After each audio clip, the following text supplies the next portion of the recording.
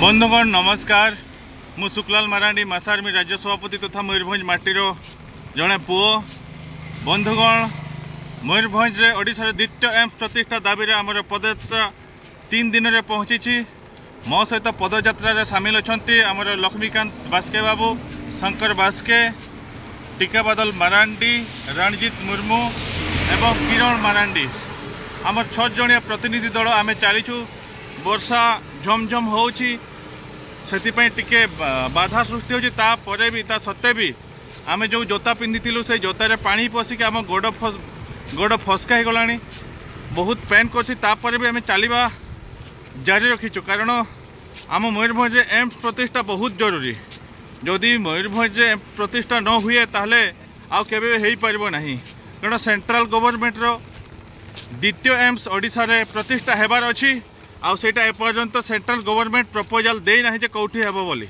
तेणु यही परिप्रेक्षी जदि आम समस्ते मयूरभंजवासी एकत्रित होइकी दलमत निर्विशेष दल ठारे ऊर्ध्वरे रहीकि मयूरभंज माटी पाई आउ एम्स पाई जदि समस्ते चेष्टा करिबा जागृत होइकी ताले निश्चित भाव में केंद्र सरकार आम मयूरभंज एम्स प्रतिष्ठा करिबो।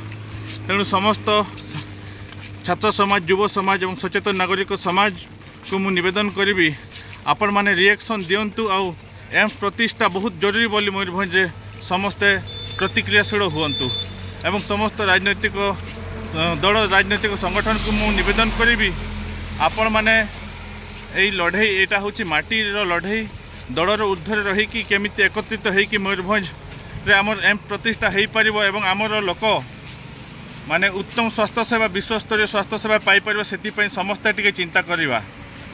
तेणु मु जानी मयूरभंज माटी आमको कौन देछि ताहा जरूरी नुहे। मयूरभंज माटी आम पाई कौन करिपारिबो सेटा होछि जरूरी। समस्त मयूरभंजवासी को निवेदन रहुछि आमर सहयोग आपण मानक सहयोग एवं आशीर्वाद कामना करछि। एई पदयात्रा सफल हो एवं मयूरभंज ही एम्स प्रतिष्ठा करा जाऊ। आमर पदयात्रा आज बालेश्वर प्रवेश करिवो। बैसिंघा कलमा आम अतिक्रम कर सारछु। वर्तमान बालेश्वर पाखापाखि बालेश्वर पहुँचबू। तेणु समस्त मयूरभंजवासी को मोर निवेदन रहिला आपण मानकर आशीर्वाद सहयोग सदा बेले आम सहित रहू।